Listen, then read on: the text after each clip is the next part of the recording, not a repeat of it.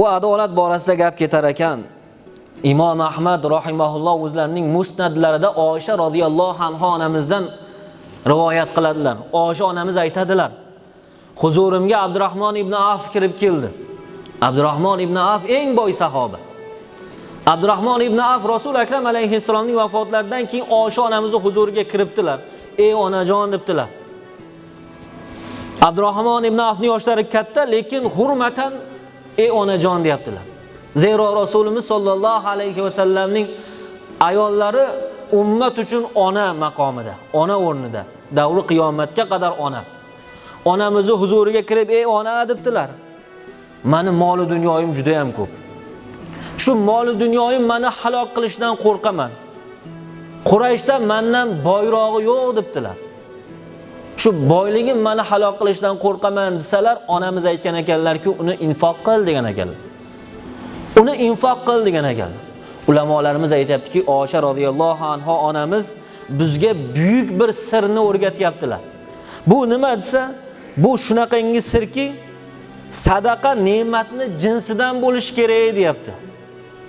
Sadaqa ne'matni jinsidan bo'ladi deyapti.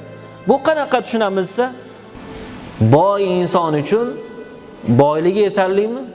Farzlarni bajaryapti. Endi eng yaxshi ibodat u uchun nima desa, nafl roza tutish emas deyapti. Eng yaxshi, eng namunali ibodat bu faqirlarga ihson qilishi deyapti. Qozini ideal va afzal ibodati zuho namozi, nafl namozlarni ado etish emas deyapti.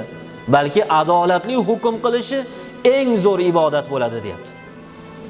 Yoki bo'lmasa quruvchini kechasi bilan ibodat qilishi ideal ibodat emas. Balki quruvchi uylarni zo'r qilib, puxta, mukammal, aldovsiz, yolg'onsiz, chiroyli qilib, ishni mukammal qilib bajarishi kechasi va tahajjudda turib namoz o'qishdan afzal deyapti. Savdogarni ideal ibodati umrani umraga ulashmas deyapti. Balki tojirning ideal ibodati savdosida rostgo'y bo'lishi debdi. Bu degani boshqa ibodatlarni, masalan, nafl ibodatlarni, nafl ro'zalarni chetga surib qo'ying degani emas.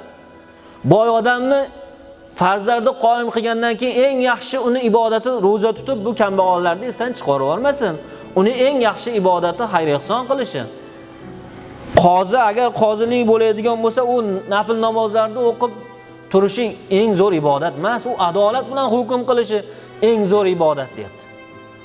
Yo quruvchini yoki muallimni har kim o'zini kasbiga solaveradi. Sizni o'zingizni kasbingizdan kelib chiqib ish tutishingiz eng go'zal ibodat bo'lib boraveradi farzlardan keyin deyapti.